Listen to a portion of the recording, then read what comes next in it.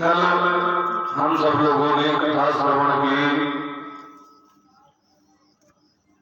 भगवान किस प्रकार गोकुल में से जाकर के मथुरा में रहने लगे। वहां से विद्या अध्ययन किया। विद्या अध्ययन करने के पश्चात भगवान ने काली हवन का संहार किया और भगवान ने क्रोधों से अपना विरह बताया। क्रोधों जाकर के गोपियों से भगवान का विरह उन्होंने जाकर के गोपियों से बताया और भगवान ने अपनी जो विनोद की घटना की वो क्रोधों से बताए कि राधा जी का और हमारा आनंद प्रेम था और हम उनको विशेष याद करते हैं, क्योंकि राधा जी जितना हमें प्रेम करती थी उतना कोई नहीं प्रेम करता। ये सब कथाएं। इसके पश्चात हम लोग भगवान के विवाह की कथा में प्रवेश किए थे। भगवान का विवाह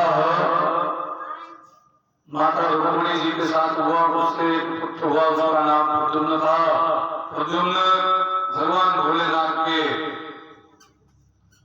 तीसरे नेत्र से जो कामदेव के रूप में था पिछले जन्म में जल करके भस्म हुआ और पुनः भगवान कृष्ण के पुत्र के रूप में प्रद्युम्न के रूप में उसने पुनः जन्म लिया। और फिर माता रखी संबरासुर के यहाँ मछली, संबरासुर ने उसे फेंक दिया, मछली ने निगल लिया। संबरासुर के यहाँ मछली कटी, उसमें प्रद्युम्न महाराज निकले और माता रति ने उनको पाल पोस करके बड़ा किया। और माता रति एक दिन 16 श्रृंगार करके पत्नी के भाव से उनके पास आई। तो उन्होंने कहा माता हुआ तो आपने पाल पोस करके बड़ा किया। और उन्होंने पिछले जन्म की घटना बताई। रुक्मिणी के यहाँ माता रति को साथ में लेकर के पति पत्नी के रूप में पहुंची। संबरासुर का संहार करने के पश्चात ये सब कथाएं हम लोगों ने कल श्रवण की थी। इसके आगे की चर्चा कुछ नारायण की इच्छा थी, कुछ जो है गले में भी समस्या थी, आवाज सही निकल नहीं रही थी। जो भी कथा हुई वो समझ आया कि नहीं समझ आया नारायण जाने। लेकिन और आगे की कथा में हम लोग प्रवेश करेंगे। भगवान ने दूसरा विवाह किया। भगवान के दूसरा विवाह होने जानते हो किसके साथ में? भगवान का दूसरा विवाह हुआ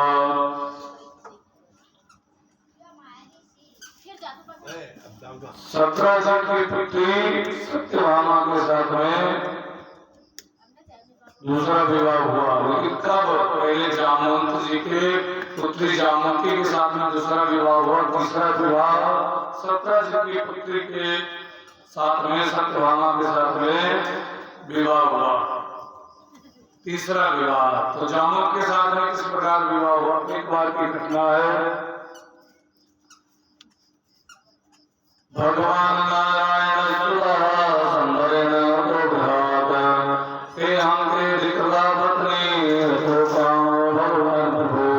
जब भगवान नारायण के पुत्र प्रद्युम्न जी वापस आए और माता रुक्मिणी जी उनको बड़े प्रेम से रखने लगी। धीरे धीरे कुछ दिन समय व्यतीत हुआ। एक दिन भगवान के पास में सत्यजित मिलने आया। सत्यजित ने तपस्या की थी भगवान सूर्य की और भगवान सूर्य ने उसे श्यामंतक मणि दी थी। कहा ये मणि ले जाओ, ये 8 बार सोना नित्य प्रतिदिन देती है और इससे तुम्हें 8 बार सोना प्रतिदिन प्राप्त होगा और तुम प्रसन्न रहोगे। और मणि इतना प्रभावशाली थी कि हमेशा चमकती रहती थी। हमेशा उसके अंदर से सोना झरता रहता था, गिरता रहता था। जैसे पत्ते नहीं झड़ते हैं तो हल्का हल्का गिरता रहता था। वो मणि की खासियत थी। तो ये जो है मणि एक दिन पहन करके आया। 17 सत्राजित द्वारकापुरी में भगवान के पास मिलने के लिए अपना कार्य दिखाने के लिए रास्ते में लोगों को अरे लग रहा सूर्य भगवान स्वयं आ रहे हैं भगवान से मिलने के लिए। जब सामने उतरे अरे ये तो सत्राजित नाम का राजा है, लेकिन घड़ी तो बड़ी अच्छी पहनी हुई है। कुछ लोगों ने कहा ये मणि तुम्हारे ऊपर अच्छी नहीं लगती, अगर तुम्हें मणि पहननी ही है ये मणि भगवान को दे दो, भगवान के ऊपर और अच्छी लगेगी, उनका चेहरा चमक पड़ेगा, तुम्हारे ऊपर अच्छी नहीं लगती है। सत्राजित जना बोले ऐसा की निगाह हमारे मणि पर है, जब देखो वो सोचता है कि हमारी मणि ले लें। जैसे माताओं की निगाह सोने पर रहती है कि किसने कितना मोटा झुमका पहना हुआ है, किसने कितना मोटा हार पहना हुआ है, किसने कितनी मोटी करधनी पहनी हुई है, इसी प्रकार समस्त लोगों की नजर उस मणि की कार्य भगवान के ऊपर अच्छी लगती। जब ऐसा कहा तो सत्यजी मन ने तो कुछ ना बोले, भगवान के पास गया, दर्शन हुआ, भगवान का दर्शन किया। दैव योगवश वहां के सिपाही ने भी कह दिया वैसे राजन ये मणि आपके बजाय भगवान के ऊपर बहुत अच्छी लगती है। भगवान ने कहा समझ लो। भगवान की इच्छा एक दिन सत्राजित का भाई सेनजीत गया शिकार खेलने के लिए जंगल में, और उसने एक शेर का शिकार करना चाहा, शेर तो बच गया लेकिन शेर ने प्रसेनजीत का ही शिकार कर लिया, और वो जो चमकती हुई मणि और घोड़े को भी मार डाला और चमकती हुई मणि ले ली, वो लेकर के चलने लगा। रास्ते में एक भालू मिला, उस भालू ने देखा मणि तो बड़ी अच्छी है, उसने शेर को मार दिया और मणि लेकर के वो स्वयं अपनी गुफा में चला गया। और ये कोई साधारण भालू नहीं था, स्वयं जामवंत जी थे। जामवंत जी मणि लेकर गए, अपनी पुत्री को ले लिया, उसी से खेलने लगी। अब यहाँ हल्ला मच गया। एक दिन सत्राजित बड़ा परेशान था, पत्नी ने कहा क्या हुआ? अरे कहा पूछो मत, कहा क्या हुआ बताओ तो। कहा जानती हो? कहा क्या? किसी से कहना मत। कहा नहीं कहूंगी। जानती हो? कहा क्या? कहा मेरी जो मणि थी मुझे लग रहा मेरे भाई को मार करके कृष्ण ने ले लिए, क्योंकि उस दिन द्वारकापुरी में जब मैं गया था तो वहां पर सब लोग यही कह रहे थे कि ये मणि बड़ी अच्छी है, भगवान के ऊपर अच्छी लगेगी। तो इसका मतलब लग रहा है कि भगवान कृष्ण ने ही वो मणि ली है। जब ऐसा कहते हुए सुना तो कहा ठीक है मैं बताऊंगी नहीं किसी से, लेकिन एक बात ध्यान रखो ये क्यों लिया। सब कहते थे उनके ऊपर अच्छी लगेगी, तो हमें लग रहा है हमने दी नहीं तो जबरदस्ती ले लिया। भगवान को लग गया कलंक। ये कथा बड़ी अच्छी है। 14वीं का चांद देखने से, भाद्रपद की 14 का चांद देखने से ये कलंक लगता है। अगर किसी भी प्रकार से किसी ने देख लिया तो भगवान को कलंक लग गया। हाँ ये लग रहा है कृष्ण ने लिए, तो उसने उसकी जो पत्नी थी सत्राजित की कहा प्रभु मैं बताऊंगी तो नहीं किसी से। अब रात में तो वो सो गए। अब सुबह हुई, वो जो है घूम घूम के रही अपने महल में। कहा क्या हुआ? उसकी दासी ने, जो प्रिय दासी थी, जानती हूँ का क्या? हाँ हमारे कहना ना किसी से, हमारी जो मणि थी से अवंतर मणि और कृष्ण ने चोरी कर ली है। एक बात बताएं, माताओं को कभी कोई बात हजम नहीं होती, वो कभी कोई बात जो अगर सोचे छुपा ले जाए तो नहीं छुपा सकती, क्योंकि उनको युधिष्ठिर महाराज का श्राप है। जब कर्ण ने कर्ण को जन्म दिया, माता कुंती जी ने कान के द्वारा सूर्य भगवान की आह्वान करने के पश्चात तो कहा ये बगैर विवाह के पुत्र हो गया, उसको लोग क्या कहेंगे? उसको डब्बे में बंद करके छोड़ दिया। एक सूत को मिला, उस सूत ने कर्ण जी को पाला। जब महाभारत का युद्ध समाप्त हुआ, कर्ण मारा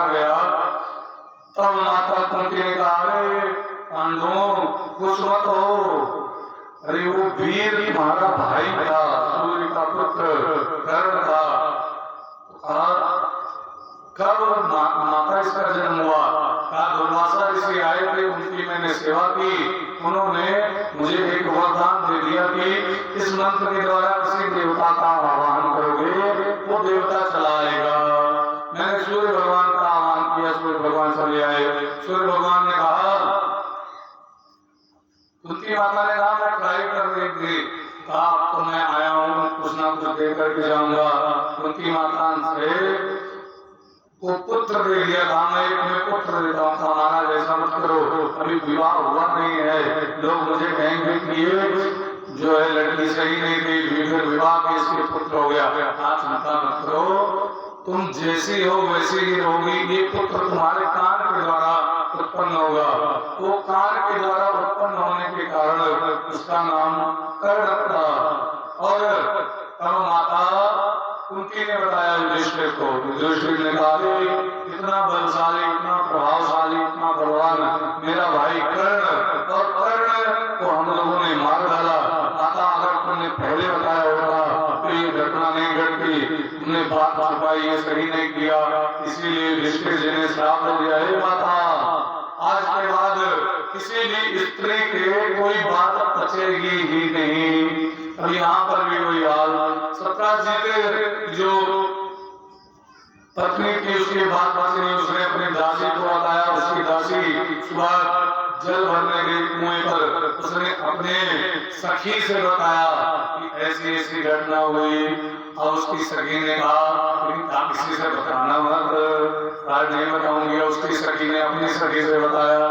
ऐसे होते करते एक कान से दूसरे कान, दूसरे कान से तीसरे कान, तीसरे कान से चौथे कान होते होते वो बात द्वारकापुरी में पहुंच गई, माता रुक्मिणी जी के कान में। माता रुक्मिणी ने कृष्ण को बताया। कृष्ण कहने लगे मैंने मणि भी नहीं ली और मुझे चोरी लग रही है, ये तो रागी है, ऐसा नहीं होना चाहिए था, मुझे क्यों कलंक लग रहा है। तब याद आया कि मैया कहा करती थी कि चौथ का चंदा मत देखना, मैंने वो चंदा देखा इसलिए मुझे कलंक लगा है। इसीलिए एक मैं अब इसका उपाय करूंगा, चाहे जैसे भी उसकी मणि मिला करके दूंगा। भगवान गए, जिससे सीबीआई खोज करती है कि कहाँ कौन सी सामग्री गायब हुई, ऐसे भगवान जो है ढूंढने लगे। चलते चलते जहाँ सेंद्र मरा पड़ा था वो जगह देखी, और उसके आगे घोड़ा भी मरा पड़ा हुआ था। और तो कहा इसको मारा किसने होगा? तो नीचे देखा शेर के पंजों के निशान बने हुए थे। कहा शेर के पंजे के निशान बने, इसका मतलब शेर ने मारा है। शेर का पीछा करते करते पंजों का पहुंच गए भगवान, जहाँ शेर मारा पड़ा हुआ था वहां पर पहुंचे। अरे ये तो शेर भी मर गया लग रहा है। फिर वहां से फिर देखना शुरू किया, इसको किसने मारा?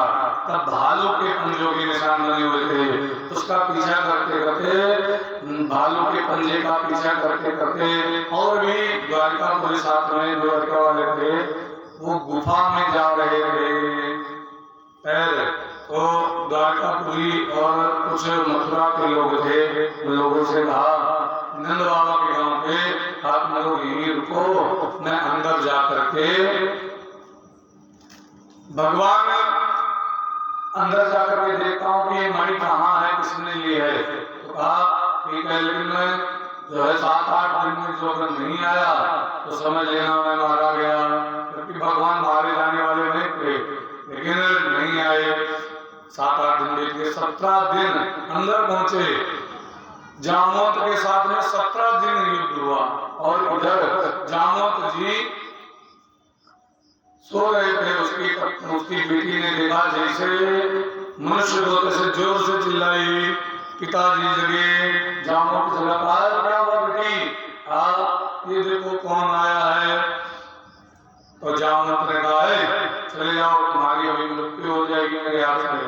कहा ठीक है, इसीलिए आया हूँ, मुझे मैं चले जाऊंगा, लेकिन ये मणि मुझे दे दो। क्यों? कहा ये मणि इसी के कारण तो मुझे कलंक लगा है, ये मणि मुझे चाहिए। तो कहा मणि नहीं दूंगा। राजधानी लेनी हो तो मुझसे युद्ध करना पड़ेगा। जामवंत ने कहा ठीक है, युद्ध करने के लिए तैयार हूँ। भगवान का और जामवंत का भयंकर युद्ध हुआ। 17 दिन तक युद्ध हुआ। युद्ध होकर के उसके पश्चात जामवंत हार गया। इधर 7-8 दिन इन लोगों ने इंतजार किया, चले गए। नंद बाबा से बताया, नंद बाबा ने कहा विद्वानों से मेरे बेटा वापस आ जाए, इसके लिए क्या उपाय है? तो कहा देवी भागवत अगर बैठा दो तो माता जी की कृपा से, महामाई माता जी की, काली जी की कृपा से वो वापस आ जाएंगे। तो कहा अच्छा। नंद बाबा ने तुरंत वहां पर देवी भागवत का आयोजन कर दिया। 9 दिन की देवी भागवत होती है। देवी भागवत की महात्मा में ये कथा आती है। और देवी भागवत का जिस दिन भंडारा का पूर्ण होती थी, उसी दिन भगवान को अच्छा यहाँ युद्ध हुआ, हार गए जामवंत। जामवंत ने कहा तुम साधारण मनुष्य तो नहीं हो सकते, कौन हो?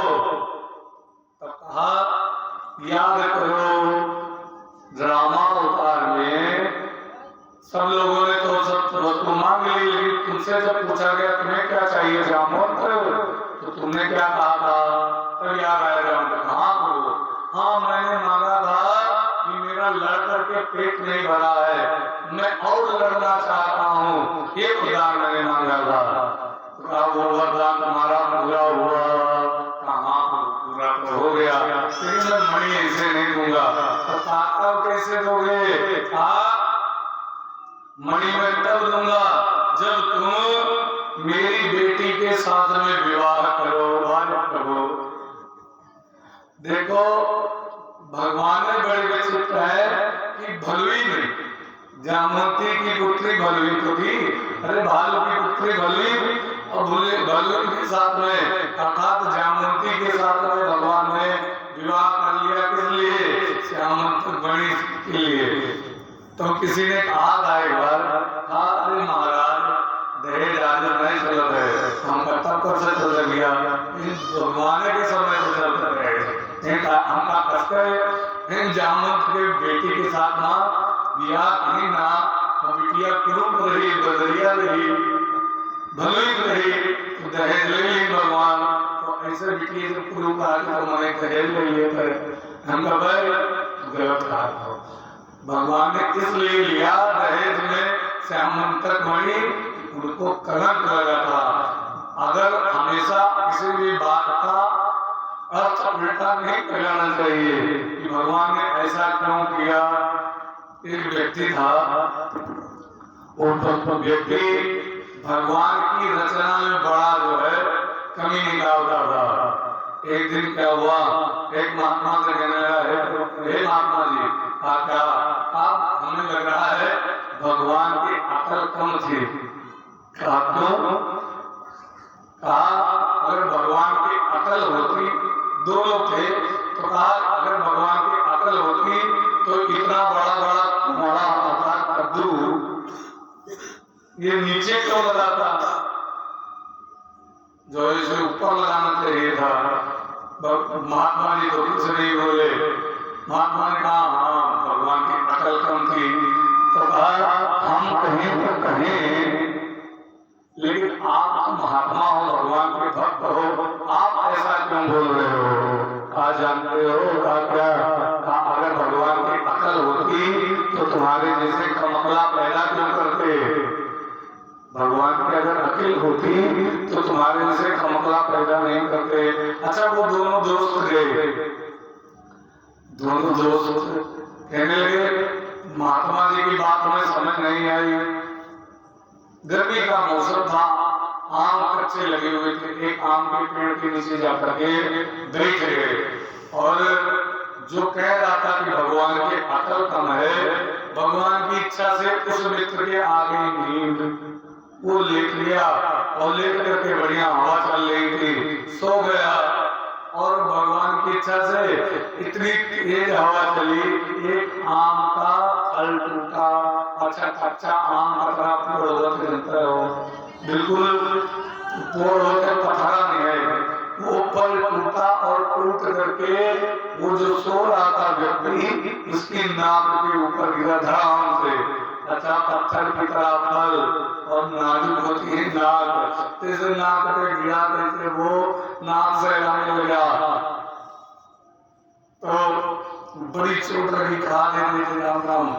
तो फिर कहा नहीं, भगवान ने सही किया, भगवान ने गलत नहीं किया, हमारे समझ में नहीं आया। क्यों? कहा बताओ, मैं कह रहा था कि बड़े बड़े कद्दू ऐसे पेड़ पर लगाने चाहिए थे, बड़े बड़ा कुहाड़ा, यहाँ छोटे छोटे फल लगाए। अगर जो कुहाड़ा ही लाग होता है और नीचे पौड़ा रहे तो कुहाड़ा गिरा तो हम तो निकल जाए पक्का। तो भगवान को दर्द सही कर रहे हैं भगवान के। तो यहाँ पर भी बहुत लोग अकल लगाते हैं कि भगवान ने दहेज लिया, लेकिन ना, भगवान ने दहेज नहीं लिया। भगवान अपने जो कलंक लगा था उस कलंक को मिटाने के लिए भगवान ने जामवंती के साथ में विवाह किया। भगवान का दूसरा विवाह हुआ जामवंती के साथ में, अब एक बेटा भी हो गया है। लेकिन भगवान दूसरा विवाह करके पहुंचे जब, तो माता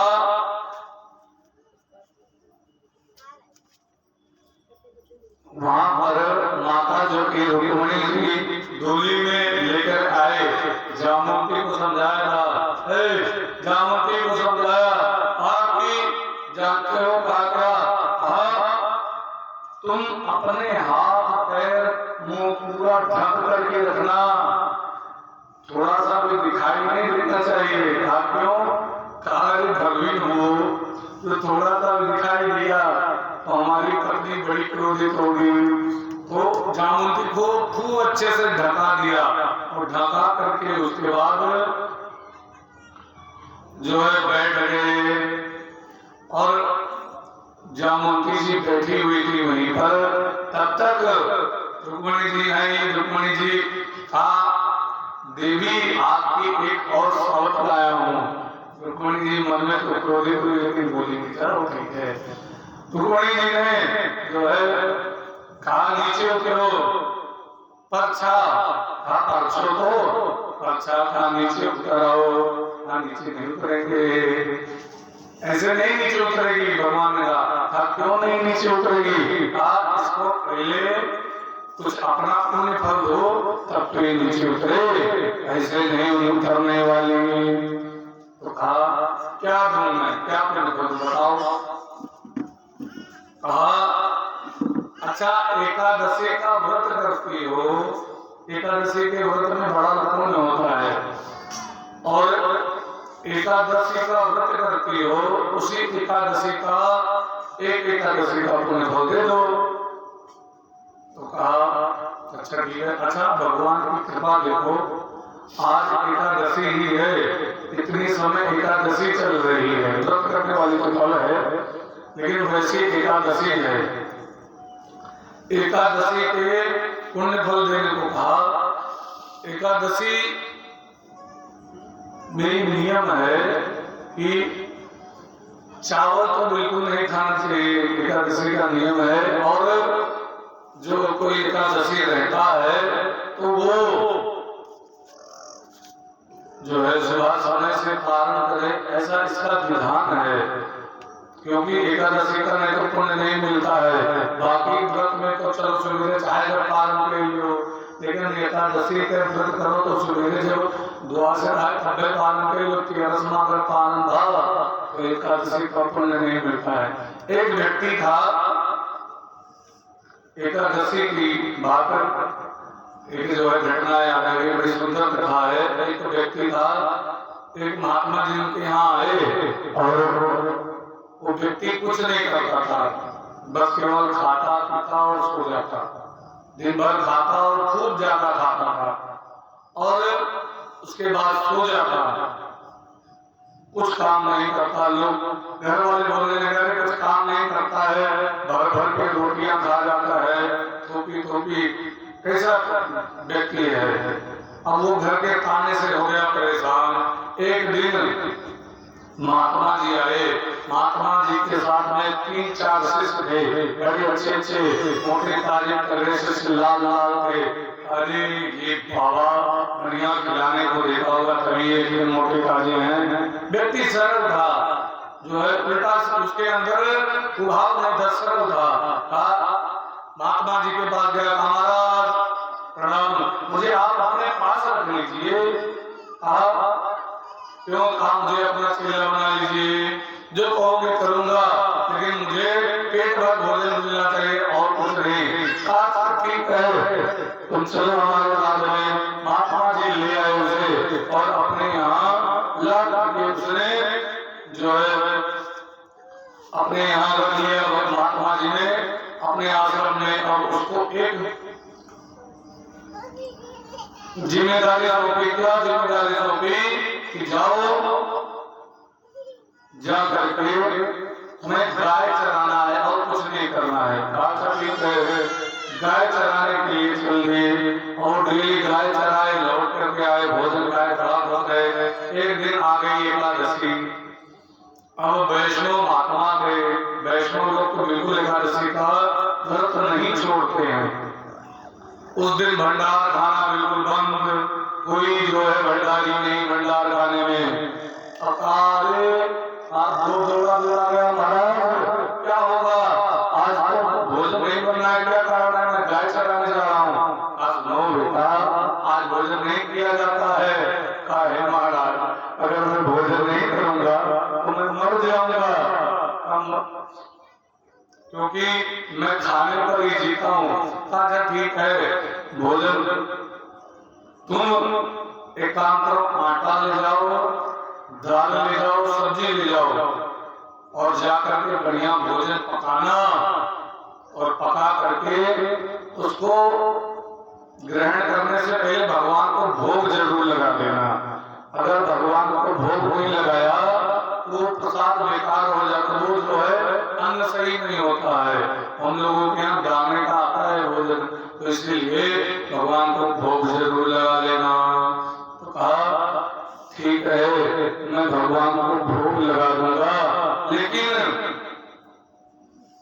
मैं उन्हें उनका भोग लगाने के पश्चात तभी खाऊंगा। कहाँ, जब तक भोग मत लगाना तब तक मत खाना।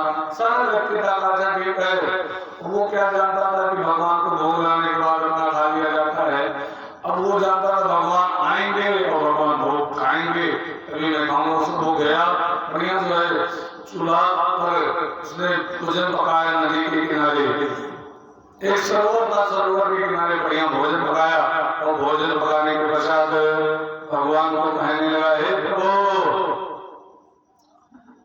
राम आइए, सीताराम आइए, मेरे भोजन का भोग लगाइए।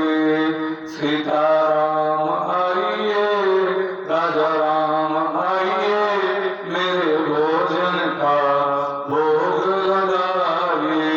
और कहने लगा, हे बाबा, हे प्रभु आओ, मैं आचमनी से जल द्वारा जाता है वो भी नहीं जानता हूँ, अर्घा भी नहीं है, आरती नहीं है, बस केवल रोटी है मेरे पास सूखी, उसे प्रेम से आप भी खाइए, पाइए और पाने के बाद नदी का जो हमारे यहाँ सरोवर है, नदी है, उसका जल पान करिए। नहीं आचमनी अर्घा ना आरतना यहाँ मेहमानी, सूखी रोटी पाओ प्रेम से, पियो नदी का पानी। सीताराम आइए, राजा राम आइए, मेरे भोजन का भोग लगाइए। सुनो, आज अगर भोजन करने नहीं आए प्रभु तो आज एकादशी है, तो जितने भक्तगण है सब भूखा है, तो ये को मिला कुछ है ना, ये कुछ ने तुम्हें भोग न लगी है।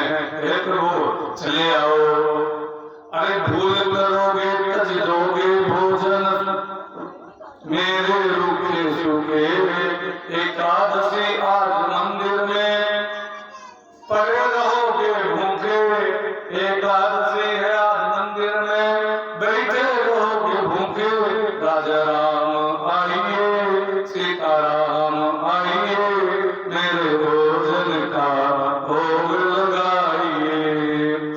अब सरल भाव से उसने बताया भगवान प्रकट हो गए और प्रकट कैसे हुए?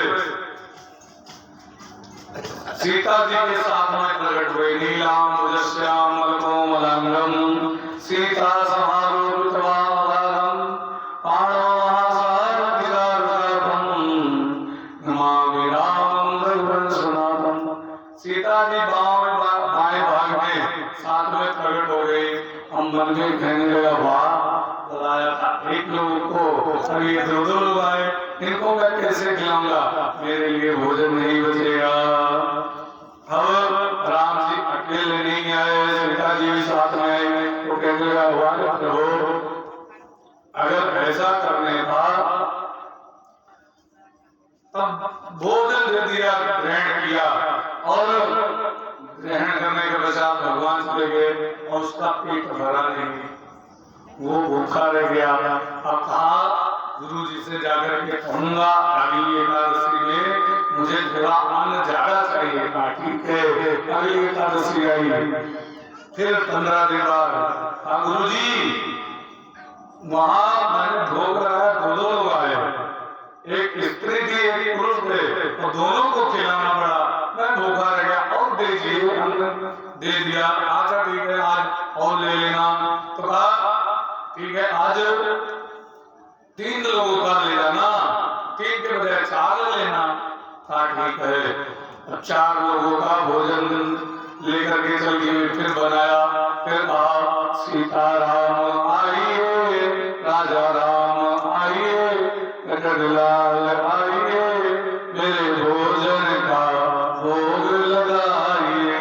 तो सीताराम लक्ष्मण और इस बार जो है 4 लोग का भोजन बनाओ, तीनों आ जाएंगे तो कोई दिक्कत नहीं है। लेकिन भगवान इस बार 3 नहीं 4 आए। कौन कौन? दक्षिण लक्ष्मणो यस्य वामे च जनकात्मजा। दक्षिण में लक्ष्मण जी राम जी के, वाम भाग में माता सीता और भरत शत्रुघ्न। कहा अरे आज तो और गड़बड़ हुआ, अब मैं 4 लोगों को आया था, फिर नहीं मिलेगा। 4 को आया, फिर वो भूखा रह गया। अब अरे प्रभु, फिर हो गया, फिर एकादशी आई। गुरु जी से कहा गुरु जी जानते हो था क्या, अब वहां 4 लोग आए थे, हम 4 का लेके फिर हम भूखे रह गए। तब गुरु जी के मन में शंका हुई कि अरे लग रहा ये जो है बेचता है, क्योंकि अगर बेचता ना होता तो ये 4 लोगों का भोजन अकेले तोड़ना खा जाएगा। गुरु जी के मन में शंका आई। गुरु जी ने कहा कि ले जाओ। तो गुरु जी ने कहा किसी शिष्य को बताएंगे सही नहीं है। तो गुरु जी स्वयं धीरे धीरे पीछे पीछे चल दिए। अब वो आज जैसे पहुंचा और पहुंच करके था, अब वो इस बार 6-7 लोगों का भोजन लेकर गया। अब कहा आज हम बनेंगे न गरम, सूखे आटा दाल में से कच्ची धरे आए और जो है सब्जी बगैर काटे वाटे बिल्कुल फिट वैसे धरे आए। पर सीधे भगवान को बोला है प्रभु सीताराम आइए, राजा राम आइए, भरत लाल आइए, लखन लाल आइए, मेरे भोजन का भोग लगाइए। अब देखो भगवान के जो है जैसे बुलाया किसे, महाराज भरत लक्ष्मण सीता राम और हनुमान जी भी साथ में आए। तो कहा कोई बात नहीं, आप 6-7 लोगों का भोजन लाया हूँ। तो कहा अरे भगवान का वाह, आज तो तुमने भोजन सिद्ध भी नहीं किया, पहले बुला रहे हो। ऐसे नहीं करना चाहिए था, तुम्हें भोजन बनाना चाहिए था, तब बुलाना चाहिए था। कहा नहीं तो प्रभु इतने लोगों का मैं भोजन बना नहीं पाऊंगा। एक काम करो, अन्न रखा है, मुझे ठीक से खाने को मिलता नहीं है, अन्न रखा है सूखा बढ़िया, आप बनाओ और सब लोग पाए। तो कहा अब सीता जी ने कहा ठीक है प्रभु मैं भोजन सिद्ध करती हूँ। अब भाई खाए बनाओ के लिए कहा बोलते चौका लगाया जाता है, तो चौका लगाए बात तो भोजन बनता है। तो ऐसे ही अब पूछे कैसे कपड़ा तो था नहीं, तो हनुमान जी थे, पूछते पूछ से हनुमान चौका, पूछते पूछ से चौका हनुमान जी, और बजरंग बली साथ में चौका लगाने लगे। बजरंग बली चौका लगाने लगे हनुमान जी, और वो चौका नहीं मैच वाला, ये चौका जो भोजन में लगाना चाहिए। और भंडार श्री भंडार के चूल्हे इधर उधर, शत्रुघ्न जी चूल्हा जोड़े लगे शत्रुघ्न जी, और चूल्हा इधर उधर चेते शत्रुघ्न जी, और भरत जी सब्जी अर्थात साग अमनिया कराने लगे। और श्री भरत जी जो है भंडारे में भी लग गए। तो जब भंडारे में भरत जी को लगा देख करके, तो लक्ष्मण जी ने जानते हो क्या किया, लक्ष्मण जी लकड़ी लावे और साग भाजी शत्रुघ्न जी लावे, और हनुमान जी चौका लगावे, और पेड़ के नीचे बैठ करके आंख बंद करके राम राम कह रहा था वो व्यक्ति। तो भगवान ने कहा क्यों आंख बंद किए हो, कहा मेरे सामने भोजन बन रहा है, और इतने लोग हो, मिलेगा कि नहीं मिलेगा भगवान जाने, तो इसलिए मैं क्यों देखूं उधर, मेरे मन में लालच आवे। अब भोजन बनने लगा, भोजन बनते बनते होता क्या है, तो लक्ष्मण जी लकड़ी लाए हनुमान जी, और सीता माता बैठ गई रसोई पर, भोजन बनने लगा। गुरु जी देख रहे हैं कि अरे ये अपने आप चौका कैसे साफ हो रहा है, गुरु जी को कुछ दिखाई नहीं दे रहा है, क्योंकि पीछा कर रहे थे ना, गुरु जी को कुछ नहीं दिखाई दे रहा कि चौका कैसे लग रहा है। एक ने कहा लकड़ी आई रख गई, अब बताओ अब उधर चूल्हा भी जोड़ा जा रहा है, ये सारी व्यवस्था कैसे हो रही है, ये सब्जी कैसे काटी जा रही है, अमनिया हो रही है। और देखा फिर जो है आटा गूंदा गया, आटा गूंदते हुए उसके पश्चात सीता जी सब्जी अर्थात साग बनाया, दाल बनाया, और रोटी बनाने लगी। देखे रोटी भी जो है चढ़ रही है, चूल्हे पर उतर रही है, लेकिन बना कौन रहा है ये नहीं दिखाई दिया। तब तक जैसे सीता जी को रोज जो है भोजन बनाते हुए सिद्ध महापुरुषों ने देखा, तो कहा आज महामाई आदिशक्ति भोजन बना रही हैं, थोड़ी प्रसादी तो बनती है माता जी के हाथ की, जो है सब सिद्ध महापुरुष आ गए। अब एक से गाड़ी रखाए हुए बाबा जी पहुंच गए। अब वो देख रहा है, अरे आज तो हम सोचे थे कि चलो 4-5 लोग हैं, 6 लोग 7 लोगों का भोजन आया था, और 4 ये हनुमान जी, 5 पे सोचा था आज मिल जाएगा भोजन, लेकिन ये पता नहीं कितने बाबा पहुंचे, आज तो बिल्कुल नहीं मिलने वाला। अब वो आंख बंद करके और राम राम कहने लगा। राम जी ने कहा आंख क्यों बंद कर रही है, फिर आपको अभी तक तो उम्मीद थी मिल जाएगा, लेकिन आपको बिल्कुल नहीं मिलने वाला, क्योंकि ये जो है इतने बाबा लोग आ गए, अभी खाएंगे प्रसादी। अब वो देखे गुरु जी कि ये किसी से बात कर रहा है, लेकिन किससे बात कर रहा है ये दिखाई न दे गुरु जी को। भोजन बढ़िया से सिद्ध हुआ, सब महापुरुषों ने पाया, और उसको भी थोड़ी सी प्रसादी मिल गई। थोड़ी सी जब प्रसादी मिली, तो जब वो सब लोग पा रहे थे, आधा गुरु जी देखे कि पत्थर लगा, और उसमें भोजन आया, भोजन जा रहा है लेकिन गायब हो जा रहा है, कहाँ जा रहा है ये दिखाई नहीं दे रहा। गुरु जी उसके पास पहुंच गए। गुरु जी ने कहा ये कौन है, कैसे भोजन बन रहा है, कौन खा रहा है। हाँ, अरे प्रभु गुरु जी आपको नहीं दिखाई दे रहा, ये धनुर्बाण वाले बैठे हुए हैं, एक वो माता जी भोजन बना रही हैं, और ये देखो एक ये धनुर्बाण वाले खड़े हुए हैं, लकड़ी लेकर के जो है दे रहे हैं, एक सब्जी काट का, मुझे कुछ नहीं दिखाई दे रहा। इतने बाबा खड़े हैं बड़ी बड़ी दाढ़ी वाले और चरण लगाए हुए, मुझे कुछ नहीं दिखाई दे रहा है। तो कहा अच्छा, तो राम जी से कहा इसे गुरु जी को नहीं दिखाई दे रहे हो आप? कहा नहीं दिखाई दे रहा हूं। कहा क्यों? कहा गुरु जी तुम्हारे विद्वान तो खूब हैं, लेकिन इनके अंदर एक कमी है। कहा क्या? ये सहज नहीं है, अर्थात निर्मल नहीं है। निर्मल मन जन सो मोहि पावा, मोहि कपट छल छिद्र न भावा। भगवान कह रहे हैं निर्मल नहीं है, इसीलिए इनको मैं दर्शन नहीं दूंगा। गुरु जी से कहा गुरु जी कहा क्या? प्रभु कह रहे हैं आप निर्मल नहीं हो, आप सहज नहीं हो। तो गुरु जी की आंखों में आंसू आ गए। कहा प्रभु सही कह रहे हैं, मैं विद्वान तो बहुत हूँ लेकिन सरल नहीं हूँ, सरलता मुझे नहीं मिली है, इसी के कारण प्रभु आज दर्शन नहीं दे रहे। भैया निवेदन करो कि गुरु जी की, हमारे गुरु जी को भी दर्शन दे दो। आपके कहने से क्या पता भगवान दर्शन दे दें। तो बात ठीक है, निवेदन करता हूँ गुरु जी से। फिर भगवान से कहा प्रभु दर्शन दे दीजिए गुरु जी को। कहा ठीक है, तुम्हारे कहने पर उनका हाथ पकड़ो। पकड़ा गुरु जी का हाथ। कहा मेरा भी थोड़ा सा हाथ पकड़ो।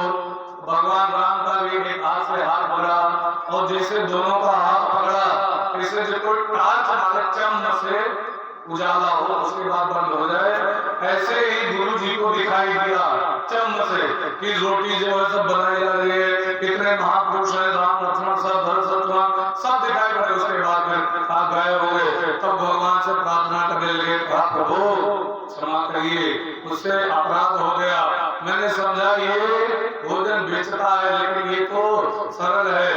अब वो गुरु जी अपने चेला के चरणों में गिर गए। आज तुम्हारे कारण मुझे प्रभु के दर्शन हो गए। बोले वृंदावन बिहारी लाल की। और ये बड़ा सुंदर प्रसंग है। आज एकादशी है भी, और ये एकादशी के ऊपर बड़ा सुंदर प्रसंग है। और माता रुक्मिणी से कहा, भगवान ने कहा एक एकादशी का फल दे दो, जो व्रत किया है उससे बस तब ये मुंह खाएगी। तो अच्छा ठीक है, एक एकादशी का फल दे दिया। ठीक है, अब तो दिखाओ जो बहुत विश्व सुंदरी है, बहुत सुंदरी दिखाओ। जिसे कहा बहुत सुंदर हो, भगवान ने कहा आज तो तुम्हारी बात सत्य हो जाए। अब जामवंती बड़ी सुंदर स्त्री के रूप में परिणत हो गई। जो है जामवंती बड़ी प्रसन्न हुई। कहा आज तो प्रभु की इच्छा से मुझे देखो नवीन शरीर मिल गया। बोलिए वृंदावन बिहारी लाल की। सब लोग भगवान तो बनना चाहते, लेकिन सोचो कोई भलुइन का इंसान बनाए दे, कुकुर का मन ही बनाए दे, कि साधारण आदमी के अंदर क्षमता है। ये केवल भगवान कर सकते और कोई नहीं। इस प्रकार उसके बाद भगवान ने श्यामंतक मणि जाकर के महाराज सत्राजित को दे दिया। सत्राजित से कहा तुम्हारी श्यामंतक मणि मैंने नहीं ली, तुम्हारे भाई से शेर ने छीनी, शेर से जामवंत ने, जामवंत से फिर मैं लेकर के आया हूँ। उसके कारण मैंने उसकी बेटी के साथ विवाह भी कर किया। सत्राजित बड़ा लज्जित हुआ कि मैंने गलत ही भगवान को लगाया था कि आपने श्यामंतक मणि ली है। हे प्रभु आखिर मैं मर जाऊंगा, श्यामंतक मणि यहीं रह जाएगी। तो एक काम करिए, मेरी एक बेटी है सत्यभामा, उसके साथ में विवाह कर लीजिए और ये मणि आप ही ले लीजिए, मैं क्या करूंगा। सत्यभामा के साथ में भगवान ने तीसरा विवाह किया और वो मणि दहेज में फिर मिली। एक तो जामवंती की मिली, उसके बाद सत्यभामा से विवाह हुआ, भगवान को फिर दहेज में वो मणि दी गई और भगवान सत्यभामा को लेकर के आए। भगवान का तीसरा विवाह सफल हुआ और चौथा भगवान का विवाह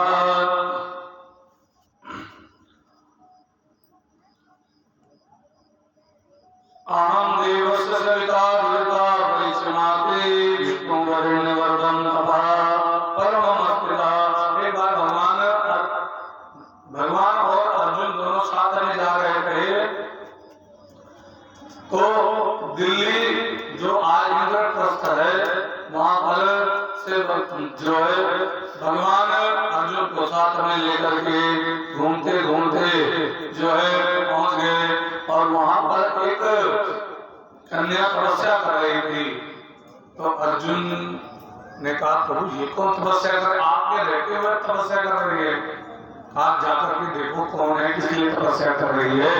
तो जाकर के देखा, कहा देवी तुम कौन हो, किस लिए तपस्या कर रही हो। तब उसने कहा अहम देवस्य सवितुर् दुरिता पतिमिच्छति विष्णुवरेण्यं वरदं तपः परममस्मिता। महाराज मैं सविता की पुत्री दुहिता हूँ, अर्थात मैं कालिंदी हूँ। कालिंदी को हमने बताया था ना, यमुना जी भी कालिंदी हैं। तो कहा अच्छा दिल्ली में यमुना जी बहाती कि नहीं, दिल्ली में तो यमुना जी नहीं है। तो कहा मैं इसलिए तपस्या कर रहे हूँ कि भगवान को वर के रूप में प्राप्त करना चाहती हूँ। अर्जुन मुस्कुराए, आकर के भगवान से कहा तो आपके बृहस्पति तो बड़े मजबूत होते जा रहे हैं। क्यों? कहा 2-3 विवाह संपन्न हुए, अभी चौथे की बारी है। कहा क्या आपको ही पति के रूप में पाने के लिए तपस्या कर रही है। भगवान ने कहा चलो भेंट कराओ। दोनों के जो है क्या भगवान और अर्जुन कालिंदी के पास में गए। भगवान ने कालिंदी से तीसरा विवाह किया और चौथा विवाह वृंद अनुवृंद की बहन वृंदा के साथ में चौथा का 5वां विवाह हुआ। तीसरा विवाह सत्यभामा के साथ में, चौथा कालिंदी और 5वां जो है वृंदा के साथ में विवाह हुआ। और छठा नग्नजित राजा की पुत्री महाराज कौशल नरेश नग्नजित की राजा की बेटी का नाम था सत्या देवी और उसको नग्नजीती भी कहते थे। तो उसके साथ में भगवान ने विवाह किया। इसके लिए एक जो है एक प्रण था। उनके यहाँ 2 बैल बड़े प्रकट कर रहे थे। उन दोनों बैलों को एक साथ में 2 या 7 बैल थे, 7 बैल को एक साथ में जो नाच देगा उसी के साथ में विवाह होगा, ऐसा प्रण था कौशल नरेश का। तो भगवान उस प्रण में पहुंचे और भगवान ने पकड़ करके उसको एक ही नाथ से पकड़ करके 7 बैलों को एक साथ में नाच दिया। इसलिए भगवान ने कहा 6वां विवाह नग्नजीती के साथ में सत्या देवी के साथ में संपन्न हुआ और 7वां विवाह अच्छी देवी की पुत्री भद्रा के साथ में भगवान का 7वां विवाह हुआ। और मध्य देश की राजा की पुत्री एक थी लक्ष्मणा, उनके साथ में भगवान का विवाह हुआ। उसके लिए एक बार उन्होंने भी प्रण रखा था कि ऊपर चक्र पर घूमती हुई मछली का जो नीचे से प्रतिबिंब देख करके निशाना मारेगा, मछली का भेदन कर देगा, उसके साथ में मैं अपनी पुत्री का विवाह करूंगा। लोग कहते हैं अर्जुन के साथ में हुआ था ना, अर्जुन ने आंख में भेदन किया था, लेकिन यहाँ मछली का भेदन करना है। भगवान ने मछली का भेदन किया। लक्ष्मण के साथ में भगवान का विवाह हुआ। इस प्रकार 8 विवाह भगवान के ये हुए जो भगवान के। और 9वां विवाह, ये 8 विवाह हुए। और एक इन सब में जानते हो सत्यभामा बड़ी चतुर थी। और दूसरी बात थोड़ा घमंड था कि मैं अपने घर से दहेज लेकर के आई हूँ, तो इसीलिए उनको इस लाभ अच्छा अहंकार था, तो सबसे रोगे से रहती थी सत्यभामा जी। और भौमासुर नाम का एक राक्षस हुआ, वो जो है 16,108 कन्याओं के साथ में विवाह करना चाहता था। उसने 16,100 कन्याओं को की राजाओं की कन्याओं को पकड़ करके बंदी बनाया और उस राजा की कन्याओं के साथ में विवाह करने के लिए 8 कन्याओं को और ढूंढ रहा था। भगवान को पता लगा, भौमासुर नाम की राक्षस का वध कर दिया भगवान ने। और उस जो कैद में थी उसके जो 16,100 कन्याएं उनको लेकर के आए। कहा देवियों तुम जाओ अपने सुनो प्रभु, अब हम घर से इतने दिन तक अपने दूर रहे हैं और हमारा विवाह भी नहीं हुआ था। हम जबकि पवित्र हैं, हम अशुद्ध नहीं हुई हैं, लेकिन घर से इतने दिन बाहर रहने के पश्चात मैं अपने मायके जाऊंगी। तो कहा मैं वापस जाऊंगी तो मुझे कोई स्वीकार नहीं करेगा, तो इसलिए मैं वापस नहीं जाऊंगी।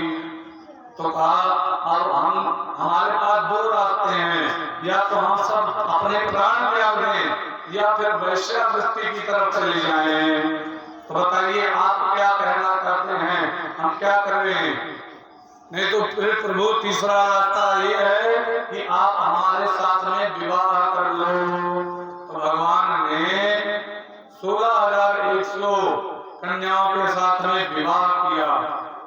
भगवान की 16,108 पत्नियां हुई।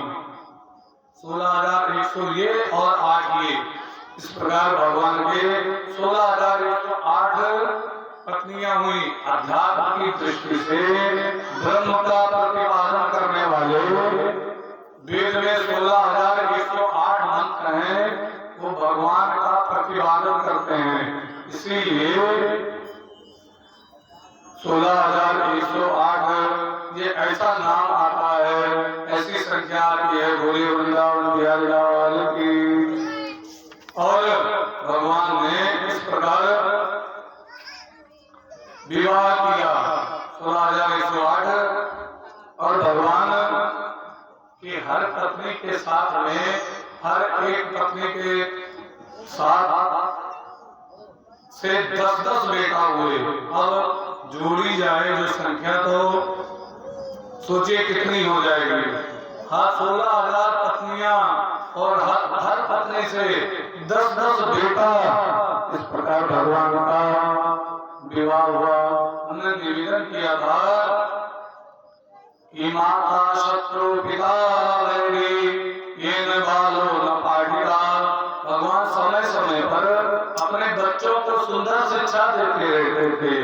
भगवान कहते, हे बच्चों, कभी भी ब्राह्मण का अपराध मत करना, कभी किसी को उल्टा नहीं बोलना, संतों का तो अपराध बिल्कुल नहीं करना। और भगवान जो है उदाहरण के रूप में देते रहते एक उदाहरण। एक बार भगवान बच्चों को लेकर गए एक कुएं के पास, और कहा तो कुएं में झांका एक ने, तो कहा पिताजी इसमें बहुत बड़ा गिरगिट है। तो कहा अरे, तब गए गिरगिट के पास, देखा सब लोग देखते हैं, कहा ये गिरगिट इतना बड़ा कैसे बन गया? तो भगवान ने जवाब दिया, बच्चा ये पिछले जन्म में एक राजा था, नृग नाम का राजा था, और उसने खूब पुण्य किया। डेली लाखों गायें, सोने से मड़ी हुई सींग, सोने का खुर, सोने का छत्र रख करके गायों को दान देता था। एक दिन एक घटना घट गई, इसने दान दी एक गाय, और ब्राह्मण के यहाँ वो ब्राह्मण ले गया, वहां से छुटा करके अर्थात मोटा तोड़ करके वापस चली आई, और आकर के उसी में प्रवेश कर गई जहां बाकी गाय थी। अब राजा ने वही गाय दूसरी दान दे दी दूसरे ब्राह्मण को। वो ब्राह्मण ढूंढते ढूंढते आया, कहा ये मेरी गाय है। रास्ते में दोनों लड़ने लगे। कहा राजा से पूछो, उसने मुझे दिया था कल। कहा मुझे अभी दिया है। दोनों राजा के पास पहुंच गए। राजा से कहा ये मेरी गाय है, वो कहा मेरी। राजा ने कहा दूसरी ले लो, नहीं ये चाहिए। दोनों झगड़ा करने लगे। राजा ने बीच बराव करने के लिए दोनों को छुड़ाया, और छुड़ाने के पश्चात एक ब्राह्मण गिर गया। वहीं पर एक घोड़े की मांस पड़ी हुई थी, ब्राह्मण के मुख में लग गई। राजा से अनजाने में अपराध हो गया। तो राजा की जब मृत्यु हुई, सब तो उसका पुण्य अच्छा था। एक कमरा मांस घोड़े की भरी रखी थी। यमराज ने कहा ये खानी पड़ेगी। कहा खानी पड़ेगी। कहा कोई उपाय बताइए। नारद जी आगे कहा, नारद जी ने कहा इनको अपने पाप इतना पुण्य किया है, ऐसा करिए इनको अपने पाप काटने का कुछ शुभ अवसर दे दीजिए। नारद जी के कहने पर महाराज इंद्र को वापस यमराज ने जीवित कर दिया और नारद जी ने एक मंत्र बताया कि ये जो है प्रयोग करना तो अच्छा रहेगा।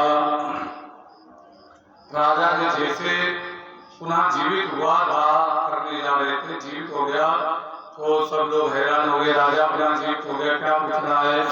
लेकिन राजा अपने पुत्र को राज्य लेकर के अपनी एक जवान पुत्री थी उसको साथ में लेकर के नगर से बाहर खेत में कुटिया बना करके रहने लगे। नारद जी ने बताया था, नारद जी ने कहा था ऐसे करना, लेकिन एक बात ध्यान रखना, तुम और तुम्हारी पुत्री साथ में रहोगे, लेकिन किसी ये पुत्री का ही भाव रहे, कभी पुत्री के भाव के अलावा पत्नी का भाव कोई मत लाना, गलत भाव मत लाना पुत्री के प्रति। ठीक है प्रभु। अब ये दोनों साथ में रहने लगे, पुत्री बनाए खिलाए और वो राजा वहीं रहे, भगवान की तपस्या रहे। अब काना खुशी हो गई, महाराज ये राजा जीवित हुआ है, जैसे रानियों को छोड़ दिया, इतनी जवान बेटी के साथ अकेले रह रहा है, शर्म नहीं आती। बताओ, जवान बेटी विवाह करने योग्य है, उसके साथ में रह रहा है, ये अपने बेटी पर मोहित हो गया लग रहा है। लोगों का काम लोग उल्टा सीधा बोलने लगे। एक बात बता दे कि दुनिया ऐसे है जो अगर चाहे जो काम करो तो वहां काम खींचे करके पहुंच जाएंगे। जैसे बुरा जमाने कोई ये अगवान है बेचारे जनग्राम, तो चाहे जने भोजन के ये बढ़ना है, भोजन के नहीं धरत में ये हमेशा पड़ो तो नहीं बनाने से इन्हें याद अपने जीवन लागत भी। तो ये दुनिया का काम है, काम खींचना। एक बार एक पिता और बाप एक घोड़े पर बैठे हुए जा रहे थे। पिता ने जो है अपने बेटे को घोड़े पर बैठा दिया, खुद लेकर के चल दिए घोड़ा पकड़ करके। लोगों ने कहा रास्ते में मिले, अरे यार ये जवान होकर पाठा और लगा जा घोड़ा पर, इनका अपने पिता को बैठा चाहिए, अपना कहे लगा जा। अब वो उतर गया, उतर करके पिता से कहा तो पिताजी आप बैठ जाइए। वो लेकर चल दिए, रास्ता में फिर कुछ जने मिले, देखो जो है उनका देखो बड़ो करिए अपने लड़के नहीं बिठा सके, अपना लगा चला घोड़ा पर। अब वो कहा था ठीक है, इन्हें तो वो दोनों बैठ गए। अब पिता भी नहीं उतरा, वो दोनों बैठ गए। तब फिर रास्ते में पहुंचे, एक जने कहा था या देखो ये तो कमजोर घोड़ा, दूसरे जने लगा जाता है, उनकी शर्म नहीं होती। अब वो दोनों उतर गए। तो फिर थोड़ी दूर चलेगा, देखो लिए हैं घोड़ा साथ में और चल रहे हैं पैदल।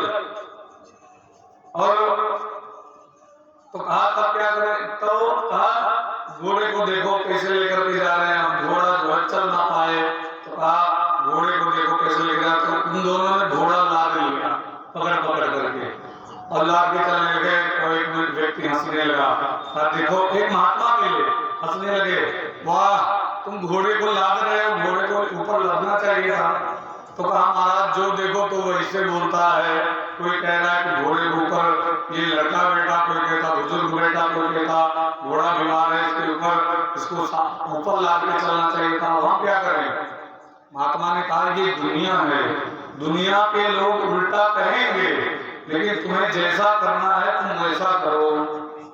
तो ऐसे ही यहाँ पर भगवान ये जो राजा अंग्रेज था, राजा अंग्रेज को भी लोग उल्टा सीधा बोलने लगे, ये पुत्री पर मोहित है, उल्टा सीधा बोलने लगे। एक बात बताइए, कोई के अगर प्रपंच में लोग नहीं करता है तो अगर पाप अपने मुड़े लिए थे जाने उम्मत स्वभाव हो ही होता है। धीरे धीरे अपने अंदर आओ चला जाइए। इससे किसी की बुराई नहीं करनी चाहिए। भगवान अपने पुत्रों को बड़ी सुंदर शिक्षा दे रहे हैं, किसी की बुराई नहीं करनी चाहिए, क्योंकि अगर बुराई करोगे तो ऐसे ही होगा। कहा लोग बुराई करने लगे राजा की, और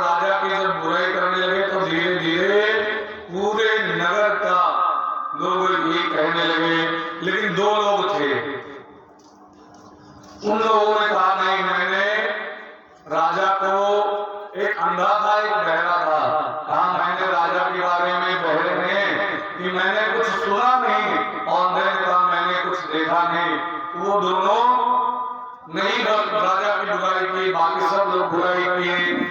अब राजा की फिर मृत्यु हुई, यमराज के यहाँ पहुंचे, सम्मान से तो खत्म हो गई थी। सोच लियो वही बुराई कर लो तो तेरे पाप बटोरा तो जाने रहो, तो सब मांस खत्म हो गई थी। तो भगवान कृष्ण ने अपने बच्चों से बताया कि बेटा अगर किसी की बुराई करते हो तो उसका पाप लेते हो। सब मांस खत्म हो गई, और मांस खत्म होने के पश्चात ये जो दो लोग बुराई नहीं किए थे राजा की, केवल उनका हिस्सा रखा हुआ था, 2 डलिया मांस, 2 तसला मांस। डलिया तो आजकल मैंने जनता है, लड़के तो बिल्कुल नहीं, तो 2 तसला मांस रखा हुआ है, वो खाना पड़ेगा। यमराज ने कहा खाना पड़ेगा, महाराज जी आए, कहा हम उपाय बताएं। कहा इसको जला दो, और जला करके जब ये राख बन जाए तब इसको खा लो, लेकिन खाना पड़ेगा। तो भगवान ने कहा अवश्यमेव भोक्तव्यम कृतं कर्म शुभाशुभम, भोगना पड़ेगा जो अगर कुछ गड़बड़ हुआ, बगैर भोगे छुटकारा नहीं है। तो भगवान अपने पुत्रों को सुंदर शिक्षा देते थे। ये भगवान ही नहीं, ये कथा सुननी ही नहीं, जीवन में धारण करने योग्य है। जो है बच्चों को सिखाना चाहिए, अपने से बड़ों का आदर करें, अपने से बड़ों को प्रणाम करें, और अपने से बड़ों के प्रति स्नेह भाव रखें, और अपने से बड़ों को कभी उल्टा नहीं बोलना चाहिए। ये कथा सिखाती है, भगवान अपने बालकों को सिखा रहे हैं। और बेईमानी चोरी को बिल्कुल नहीं करनी चाहिए, क्योंकि ये जो है भोगना पड़ता है। लेकिन आज का लड़के का महाकारी ईमानदारी सबसे पहले गुरु होती महाकारी है। अगर वो लड़के का चाहे तो बनाए दिए, अगर वो चाहे तो बिगाड़ दिए। सुल्ताना डाकू का नाम सुनो, वो सुल्ताना डाकू है। जब उस वक्त फांसी की सजा है तो कहे कि तुम्हारी इच्छा क्या है? जेलर मुझे तुम्हारी इच्छा क्या है? अपने मातारी से मिला चाहिए। मातारी नहीं, मातारी से नहीं आओ, उनके लगे पहुंचे, वो पकड़ के नाक काट के बिल्कुल अलग तरीके से। कहा ये क्यों किया? कहा वही दिन जैया ये थोड़े पेंसिल चुरावा रहा, भैया बड़ा नहीं खाए लाया, बड़ा अच्छा किया। वही दिन जो अगर डांट दी होती, मारे होती, तो आज हम डाकू ना बनती। कुल होती हमने माता जी का यही से इनके अपना काट लिया, और कहा अब हमें फांसी दो। तो कहने का मतलब है अगर माता सबसे पहले गुरु होती है, माता लड़के कुछ चोराए लाए भैया बड़ा नहीं किया लल्लू हमारे, तो वो फिर धीरे धीरे चोरे बनिए लगे पड़ता है। और जो कहूँ कोई लेके आए सामान तो कहाँ था, हमेशा ध्यान रखे थे माता जी बाप का। सुंदर शिक्षा देखो कि कहाँ सावा के लावा, पूछो उनसे कहाँ सावा, तो कहे के नहीं कहीं जो चौराहे लाया तो चुपके घूम जाओ, और दोबारा उसके बाद डांट दियो, डांटे बाद ना माने तो दूसरे चक्कर बाहर पास करें, तब ये मुंह थोड़े लगा हुए चाहिए। लेकिन ये सब आदतें बच्चों को नहीं सिखानी चाहिए। बेईमानी करे भोजन सिखाई जाना, झूठ बोले सिखा देते, बात बात पर बच्चे मोबाइल, तो बार बार पर बच्चे झूठ बोल जाते हैं। एक दिन क्या हुआ, एक जो है 2 बालक थे, बड़े दुष्ट थे, जो है स्कूल से लौटे और उनको बढ़िया बढ़िया जो है जलेबी गरम गरम निकल रही थी, मन में आया कि खाए ले थोड़ा सा तो बढ़िया रहेगा। अब पहुंच गए जलेबी वाले के पास में, रामू और श्यामू नाम था। जलेबी वाले के पास में पूछे, सोचा पैसे तो है नहीं, जलेबी खाएं तो कैसे खाएं। जलेबी वाले से पूछा, तब फिर श्यामू के मन में आया अरे क्या जा रहा है, पैसे तो बाद में मिलेगा, पहले तो जलेबी खाएं तब देखा जाएगा पैसे वाला। अब श्यामू पहुंच गया, जलेबी खाने लगा, और रामू जो था रामू ने कहा जो इसके साथ होगा वही हमारे साथ भी होगा, हम भी चलो खाएं जलेबी। दोनों खाने लगे जलेबी, और खाने के बाद जो है रामू शामू उठ करके चल दिया। तो दुकानदार ने कहा बच्चा जलेबी के दाम पूछो 20 रुपए किलो, लेकिन जलेबिया के पैसा तो दियो, आधा किलो लियो। अरे तेरे ना इसलिए अरे अंदर दिए तो है 10 रुपए बाद कहीं कम दियो है आधा नारी दिए ना अंदर तू धरे गला में देखो। अब वो जो है गला में तो उनके 10 के नोट रहा कि और कोई दे दे, लेकिन वो नहीं दे। तो कहे अब वो कहीं मौका बढ़िया श्यामू का ये हालत देखे झगड़ा करत आपस में लड़ाई करत। तो रामू उठे, रामू कहे सुनो सुनो जब तू अपरा तो लगता हो 10 रुपए हमो दिए ना, हमारा बुला लो। तेरे दोनों झगड़ा के बीच में बुला लो, हमो रुपए दिए ना, और रुपए कोई नहीं दिए इस बार। तो ये भी बेईमानी करना सिखाते हैं। तो बच्चों को ऐसा नहीं सिखाना चाहिए, बच्चों को धर्म का कार्य करना सिखाना चाहिए। धर्म की जो है कैसे परोपकार करें, कैसे जो है पूजा पाठ किया जाए, बड़ों का आदर किस प्रकार करना चाहिए, ये बालकों को सिखाना चाहिए। माता पिता का धर्म है, और भगवान अपने बालकों को बड़ी सुंदर सुंदर शिक्षा दे रहे हैं बच्चों। लेकिन इतना शिक्षा देते हुए भी आगे आएगा कि भगवान का जो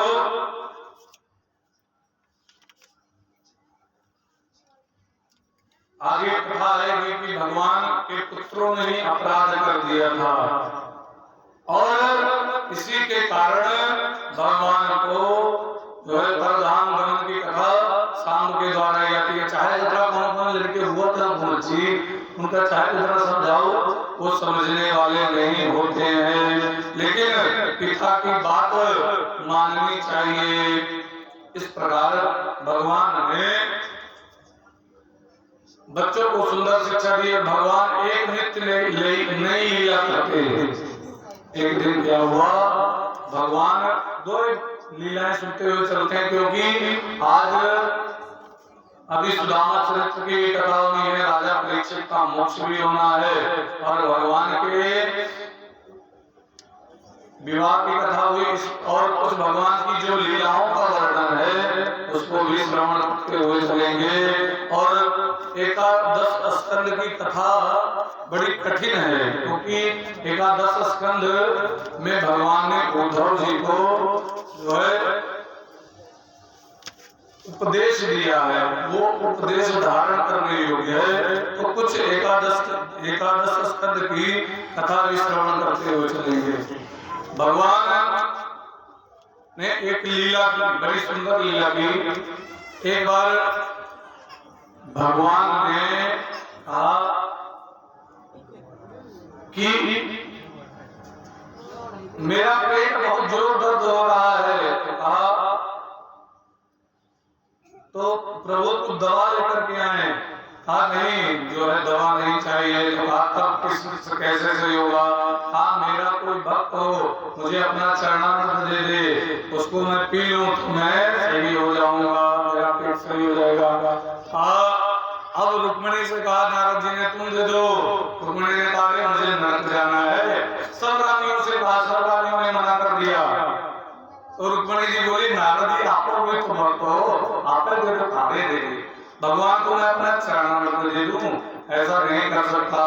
तो भगवान से कहा प्रभु कोई भी आपको आपका भक्त अपना चरणामृत नहीं दे रहा है, चरण को धुल करके नहीं दे रहा है। तो भगवान ने कहा जाओ वृंदावन में यमुना के किनारे राधा जी बैठी हुई हैं, उनसे कहो वो देंगी। उनके पास गए नारद जी। नारद जी ने कहा हे राधे रानी, क्या काम? प्रभु ने आपसे चरणामृत मांगा है। क्या हुआ प्रभु को? प्रभु का पेट बहुत दर्द कर रहा है। कहा कि किसी भक्त का चरणामृत ले आके मैं पी लेता, मेरा पेट सही हो जाता। तो राजा जी ने कहा नारद एक काम करो, तो मैं अपना पैर काट के दे दूं, वहां जाकर के धुल करके पिला देना, नहीं तो यहीं से चरणामृत ले जाओ। कहा नहीं, ऐसा मत करो, केवल चरणामृत चाहिए। आप थोड़ा सा यमुना जी से जल लिया, चरणामृत लेकर के गए, भगवान को पिलाया, भगवान को जो है बड़ी तृप्ति हुई। तब एक दिन मन ही मन में राधे राधे कह रहे थे, भगवान मुंह से भी निकल आया। रुक्मणी ने कहा राधा जी अभी नहीं बोल रही हैं आपको। कहा राधा तो मेरी प्राण है, राधा को मैं कभी नहीं बोल सकता। तो कहा क्यों? कहा सोचो उस दिन मेरा पेट दर्द कर रहा था और तुम लोगों से चरणामृत मांगा तो तुम लोगों ने मना कर दिया। सोचो, और रात तुम लोग सोचने लगी मुझे नरक जाना पड़ेगा भगवान को चरणामृत लेकर के, लेकिन राधा से कहा तो राधा ने तुरंत दे दिया। नारद जी ने कहा लिखा राधा से कि आपको भय नहीं है नरक जाने का? हाँ, ना मुझे नरक का डर न स्वर्ग का डर, मुझे तो केवल स्वर्ग का भी सुख नहीं चाहिए, मेरा कन्हैया शरीर है, मेरा चरणामृत ले जाओ उसे पिला दो। तो इसीलिए मैं राधा अनन्य प्रेम करता हूँ। तब रुक्मिणी जी ने हम भी राधा से मिलना चाहती हैं, कब होगी भेंट ये बताओ। तो कहा भेंट कब होगी? ये भी नारायण जब संयोग बनेगा, भगवान ये नहीं कह रहे कि मेरी इच्छा होगी तब भेंट होगा, कहा संयोग बनेगा।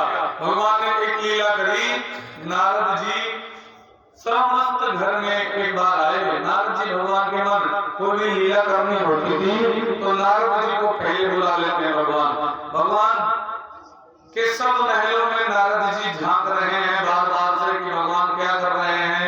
16,108 रानियां रखे हैं और हर महल में ये विद्यमान है कि नहीं, लेकिन वाले भगवान 16,108 रूप बना करके हर महल में बैठे हुए थे। नारद जी ने देखा एक महल में तो भगवान सत्यभामा के साथ वार्तालाप कर रहे हैं, रुक्मिणी के महल में भगवान झूला झूल रहे हैं और जामुनती के महल में भगवान भोजन कर रहे हैं, नंदजीती के महल में आप भगवान आराम कर रहे हैं। इस प्रकार भगवान के समस्त महल में झांक करके देखा, समस्त जगह जो है भगवान, और सत्यभामा के महल में गए तो भगवान सो रहे थे। सत्यभामा को भी बताया ना कि सत्यभामा को अहंकार ज्यादा था। एक बात बताया गई, जो सुख से जिए हुआ है, ये बात नोट रखो, सुख से जिए हुए तो कबो लड़कर भी आए दहेज न लियो, जो खूब गड्डी भर मांगे हो तो वो श्रीमती जी जो बनी है यहाँ मतलब दहेज मेरे बाप और हम बने हुए कोई घर जो दूल्हा कर रहा है वो खाए और वही ममू खाए, तो वो जिंदगी में कोई नहीं जाने रहा ना।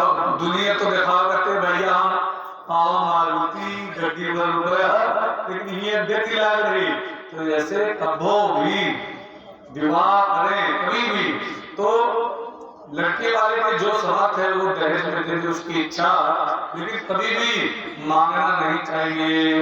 अब सत्यभामा दहेज लेके आई ना सोच लो, तो सत्यभामा वो दूसरे राह के अरे हमारे रात कैसे ही के, तो भगवान सो रहे थे बच्चों, भगवान सो रहे थे और भगवान सत्यभामा के महल में नारद जी ने देखा तो नारद जी ने कहा सत्यभामा से एक काम करो, कहा क्या?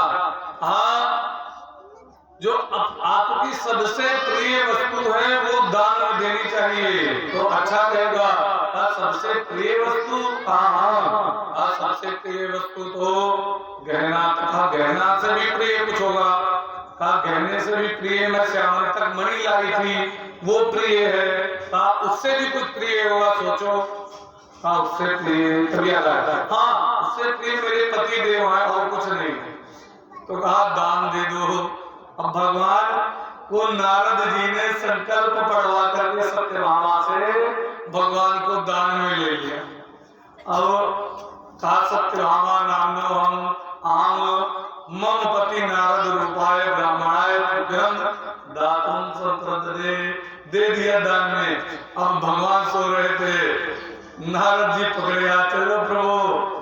अब भगवान सोते हुए उठ के चल दिए, है लड़के भगवान सोते हुए उठ के चल दिए और सत्यभामा पीछे पीछे।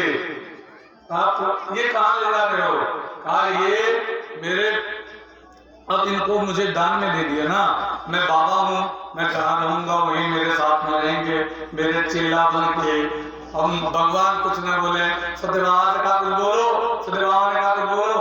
हाँ मैं क्या बोलूं, तुमने दान दिया, अपने पति को दान दिया, तो जाओ हम जा रहे हैं। भगवान लेकर के चल दिए भगवान को नारद जी। अब भगवान के जितने विग्रह थे, जितने रूप थे, सब भगवान में आकर के सत्यभामा वाले भगवान के रूप में समाहित हो गए। सबके यहाँ से भगवान गए, सबने कहा प्रभु कहाँ गए, कहाँ गए। सब लोग दौड़ी तो देखा नारद जी लेकर जा रहे हैं। भगवान नारद जी से कहा क्यों लेकर जा रहे हो। कहा हमें दान में मिले हैं परमात्मा। कहा किसने दान दिया। कहा सत्यभामा ने। सब लोग सत्यभामा से बोलने लगी, बात हिम्मत कसते भाई, हमारा तो पति रहे तो हमसे पूछे चाहिए काहे दान दियो, मन्नत दान दे चाहिए। सब लोग बोलने लगी सत्यभामा को। सत्यभामा ने कहा, नारद जी ने कहा था कि जो सबसे प्रिय वस्तु दान में दोगी वो अगले जन्म में फिर तुम्हें मिलेगी, इसलिए मैंने दान में दे दी। अच्छा दान में दे दिया है तो अब ये कैसे होगा, वापस कैसे मिलेंगे। तो कहा ये तो मैं नहीं जानती। भगवान जिधर जिधर जा रहे उधर उधर नारद जी लेकर जा रहे उधर उधर रानियां भी दौड़ रही हैं। जंगल में जाकर के एक बरगद के वृक्ष के नीचे बैठ गए भगवान और नारद जी। थक गए, आराम कर ले। अब 16,108 रानियां भी साथ में कहीं खड़ी रहे। आप इन्हें वापस दे दो। हे लड़के चुप पे बैठा तो कहा इन्हें वापस दे दो। कहा इसके लिए एक उपाय है। नारद जी ने कहा क्या। कहा इनके बराबर सोना चांदी हीरा जवाहरात करना पुराज ये सब तौल दो, एक तराजू पर भगवान को बैठाओ, एक तराजू पर ये सब वस्तुएं रखो और तौल दो।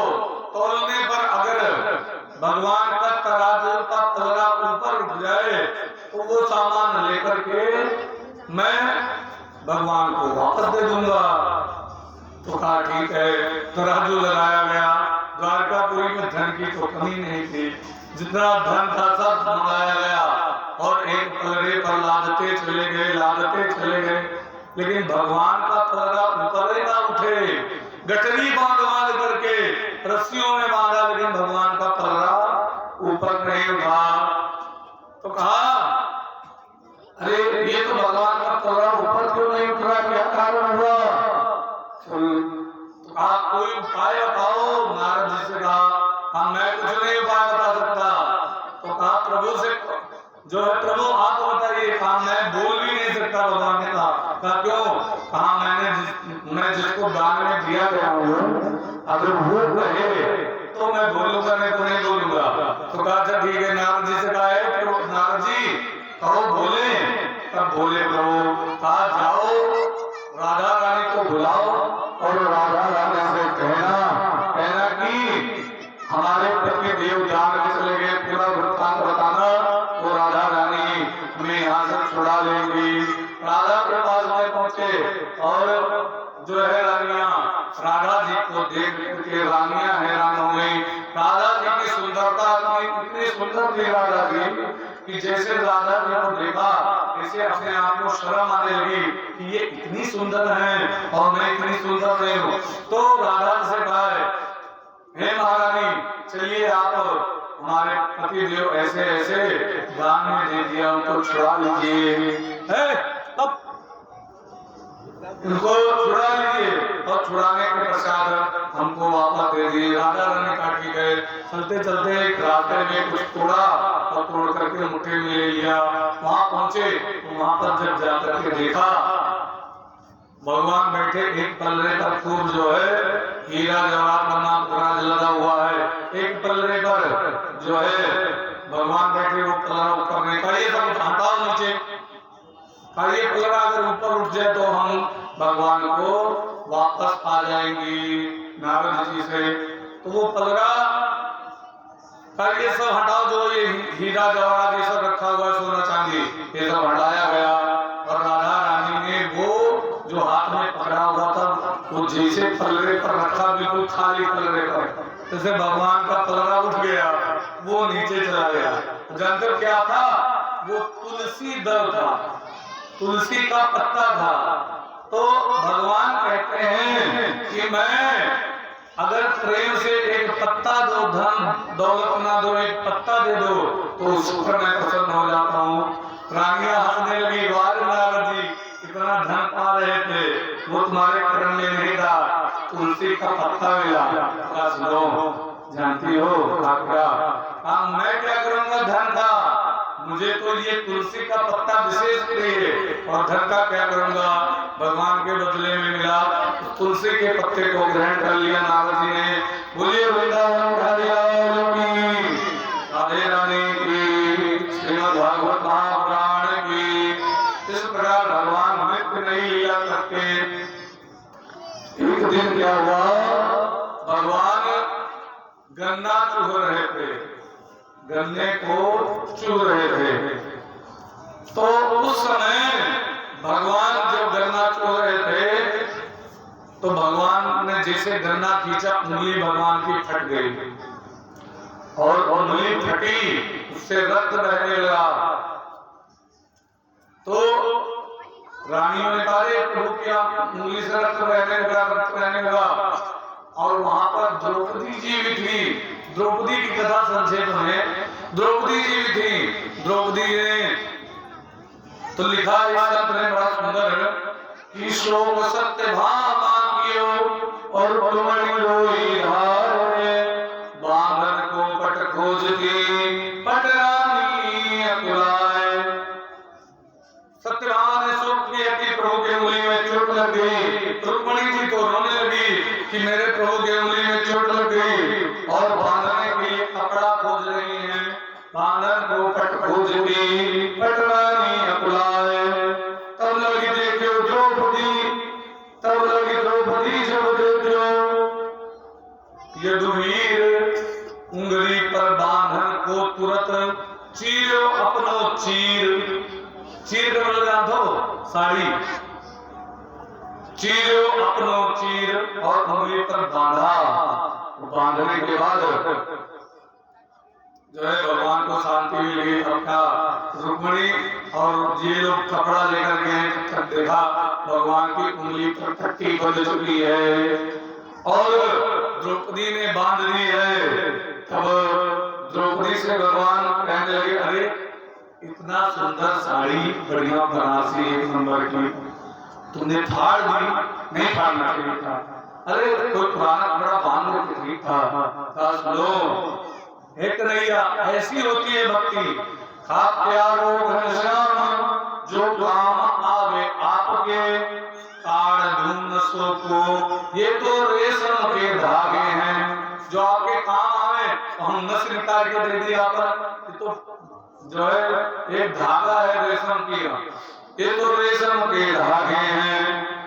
और ये धागे हैं साधारण, इनको कौन मोल करे। ये साधारण धागे हैं, ये धागे हैं साधारण, इनको कौन मोल करे। ना दुल्हा के जोड़े ना दुल्हन के पाग, ना दुल्हन के जोड़े ना दुल्हा के पागे हैं। ना दुल्हा के पगड़ी में के हुए, ना दुल्हन के जोड़ा में के हुए, साधारण धागा है। तो कहा प्रभु वास्तव में ये बात बताओ था क्या?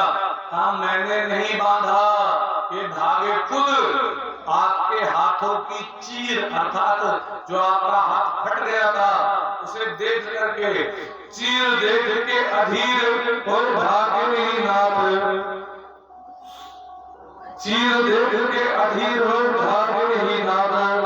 स्वयं चीर छोड़ भागे हैं, वो चीर का छोड़ के भागे, साड़ी का छोड़ के अपने आप को अलग हो गए। क्यों? क्योंकि भगवान की उंगली में मैं लिपट जाऊंगा तो इससे बड़ा अच्छा होगा। तो भगवान की उंगली में लिपटने के लिए वो धागे स्वयं चीर छोड़ करके भागे। तो किसी ने कहा वो धागे हैं या भागे? फिर द्रौपदी ने कहा वो धागे हैं अभागे, जो बढ़े नहीं आगे, भाग नहीं के दान जागे। नाथ चीर पर जो लागे हैं वो धागे अभागे हैं, जो आगे नहीं बढ़े, भाग उन्हीं के जगह जो चीर पर लगे, ये बड़े भाग्यशाली हैं। अच्छा, भगवान के काम में कोई भी वस्तु आ जाए तो वो सबसे भाग्यशाली होती है, ये समझ लीजिए।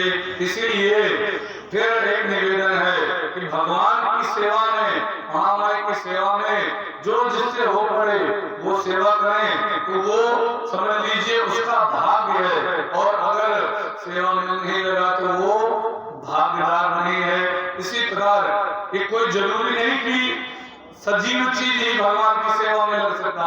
अब ये जो है, ये जो सजावट की सामग्री लगी है, ये अगर ब्याहे वाला हो तो विशेष मूल्य नहीं रहा है, अरे ठीक है, लेकिन ये भगवान की सजावट में लगे हैं, भगवान के कार्य में लगे हैं, इसलिए इनका भाग्य और बढ़ गया इनका।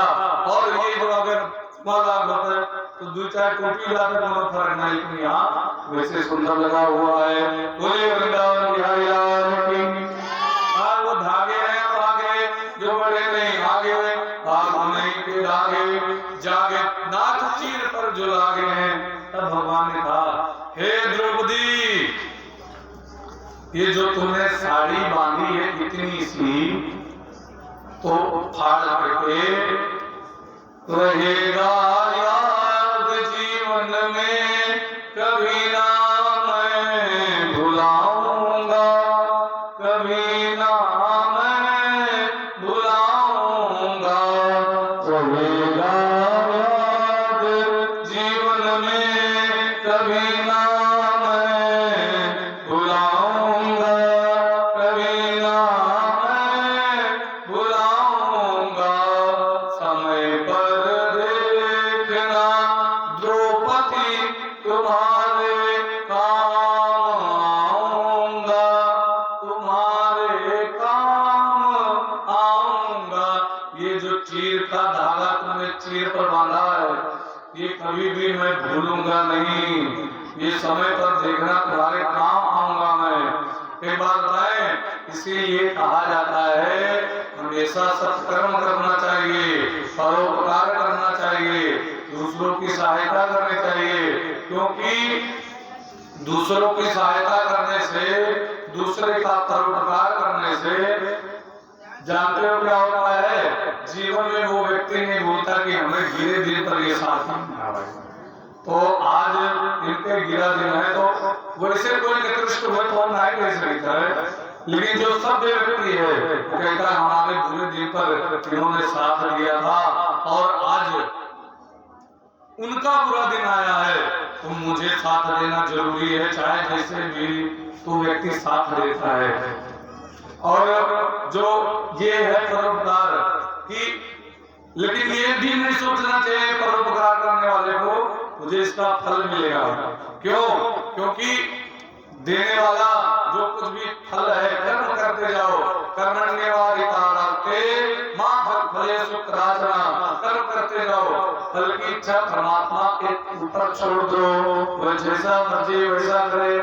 एक महात्मा जी थे, गुरु जी के दो शिष्य थे, तो शिष्यों से कहा गुरु जी ने, आप परोपकार किया करो, ऐसे भी परोपकार करने वाले होते हैं, आप परोपकार किया करो और दूसरों की सहायता करना जो है, दूसरों की सेवा करना, परोपकार करना, यही धर्म है। परोपकार इस काम में भूल गया, हाँ ठीक है, परोपकार करेंगे। एक वृद्ध माता सड़क के किनारे खड़ी थी, वो तीनों जो है सड़क के पास पहुंच गए, कहा गुरुजी हम परोपकार कर रहे हैं। आप क्या परोपकार किया?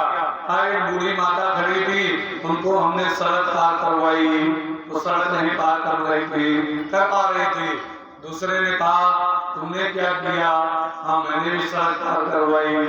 तीसरे से पूछा तुमने क्या परोपकार किया? कहा मैंने भी उसी माता को सड़क पार करवाई। तीनों ने, गुरुजी हैरान हो गए कि तीनों ने एक ही माता को सड़क कैसे पार कराई?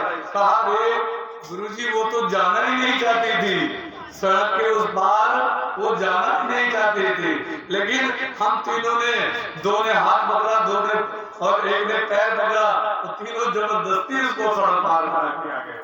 तो कहने का भाव है ऐसा भी नहीं परोपकार करना चाहिए कि किसी के साथ अहित हो उसके इच्छा के अनुसार परोपकार करना चाहिए। बोले वृंदावन बिहारी लाल की। तो कहा द्रौपदी ये जो तुमने हमारे हाथ पर चीर बांधी है तुम्हारे बुरे समय में मैं काम आऊंगा। द्रौपदी से जब द्रौपदी को जुए में पांचों पांडव हार गए तब उनका सहायक कोई नहीं बना। भीष्म पितामह द्रोणाचार्य पांचों पांडव बैठे हुए थे उनके सामने दुशासन पकड़ करके घसीट करके बाल लेकर के आया द्रौपदी को और भरी सभा में नग्न करना चाहता था। तब भगवान ने तब उस समय द्रौपदी ने जब तक चीर पकड़ा हुआ था साड़ी पकड़ी हुई थी तब तक तो भगवान नहीं सहायता किया। लेकिन बाद में जब देखा कि अब मैं बचा नहीं पाऊंगी तो भगवान ने द्रौपदी ने भगवान को पुकारा। अभी भजन बड़ा सुंदर सुना है। भरी सभा में द्रौपदी दुलारी कृष्ण द्वारिका नाथ पुकारी। अरे बढ़ गई चीर अपार लेकर नाम तेरा। दोनों हाथ खड़े कर दिए प्रभु हे गोविंद राखो शरण अब तो जीवन हारे अब आपके चरण शरण में है। भगवान रुक्मिणी जी के साथ में बैठे हुए थे। हाँ मुझे कोई बुला रहा है। कहा कौन? कहा द्रौपदी जी। कहा क्या हुआ? बताया। आप प्रभु तुरंत जाइए। भगवान आए और भगवान ने चीर बढ़ा दिया अर्थात इतनी साड़ी बढ़ा दी इतनी साड़ी बढ़ा दी कि कवि ने लिखा कि साड़ी बीच नारी है किनारी बीच साड़ी है कि साड़ी ही किनारी है किनारी ही की साड़ी है। ये है क्या? हमें समझ नहीं आया। 10,000 हाथियों का बल रखने वाला दुशासन साड़ी खींचते खींचते खींचते खींचते खींचते खींचते गिर करके ढेर हो गया और वो द्रौपदी की साड़ी नहीं खुली। क्यों? जिसकी लज्जा बनवारी रखते हैं उसको जो है कुछ नहीं होता है उसकी। तो भगवान यहाँ चीर बढ़ा दिए तो भगवान ने द्रौपदी की लाज रखे कहा हे द्रौपदी ये मैं तुम्हारे ऊपर एहसान नहीं कर रहा हूँ अपितु तुमने वो जो कपड़ा बांधा था उसके बदले में मैं इतना दे रहा हूँ। एक बात बताए भगवान को इसीलिए कहते हैं कि भगवान को प्रेम से कुछ भी मनौती कर दो कि प्रभु मैं ये आपको दूंगा तो उसके अनंत गुना परमात्मा देता है। जैसे कोई अगर कह दे हे भगवान 10 रुपया का प्रसाद चाहिए हमें 10,000 का फायदा हो जाए। परमात्मा की बड़ी कौतुकी कहेंगे ठीक है। तो एक सेठ था उसने कहा हे भगवान हमारा जो अगर 50,000 रुपए का फायदा हो जाए तो 5 रुपए का प्रसाद चढ़ाऊंगा। तो भगवान की इच्छा उसको 50,000 का फायदा हो गया। प्रसाद चढ़ाने की बारी आई। 5 रुपए का प्रसाद। ऐसे काम करते हैं भगवान के पास ही चलते हैं। प्रसाद क्या? वो 5 रुपए का सिक्का लेकर गया और सिक्का लेकर के भगवान से कहा है तो ये एक लकीर खींच दी। कहा प्रसाद मैं नहीं लेकर गया मैं दक्षिणा ही ले आया हूँ। एक लकीर खींच दी और लकीर के कहा हे प्रभु मैं इसे उछाल रहा हूँ आप लकीर के उधर गिरा वो आपका और इधर गिरा वो मेरा। अब उसने उछाला क्या? लकीर के उस पार 2 रुपए गिरे बाकी इधर ही गिरे। कहा प्रभु बड़े दयालु हो आपने 5 रुपया भी नहीं लिया 2 रुपए लिए। ऐसे भी लोग मनौती को पूरा करने वाले होते हैं। लेकिन भगवान कहते हैं तो फिर मैं देता हूँ जैसे वैसे ले भी लेता हूँ। और दूसरा व्यक्ति आ रहा था अरे उसने भी मनौती कर रखी थी तो कहा ये जो है मैं द्वैत नहीं रखूंगा प्रभु आप में हमारे में कोई अंतर है बंटवारा नहीं है। उसने फिर सिक्का लिया 5 रुपए कहा और उछाला। कहा प्रभु जो आकाश में रह जाएगा वो आपका और जो नीचे रहेगा वो मेरा। सब लोग कहते हो आप ऊपर रहते हो जो कोई भी बात लोग कहते हैं ऊपर वाला जाने ऊपर वाला जाने तो लोग कहते हैं आप ऊपर रहते हो। तो प्रभु मैं ऊपर देख रहा हूँ, जो ऊपर से नीचे गिरा तो वो मेरा जो ऊपर रह गया वो आपका अब सिक्का काम कर रहा है वाला, नीचे तो गिरा सब बटोर लिया। तो कहने का भाव है भगवान को कुछ भी दिया जाएगा तो वो परमात्मा हमें वापस दे देता है। ये अपन मैक बंद करेंगे तो बोलिए वृंदावन बिहारी लाल की। भगवान ने द्रौपदी का चीर बढ़ाया, इस प्रकार भगवान एक नित्य नई लीला करते थे और भगवान की लीला ऐसी होती थी कि बड़े बड़े सूरी भी मोहित हो जाएं। इसके पश्चात भगवान की अब हम लोग कथा में प्रवेश करते हैं। महाराज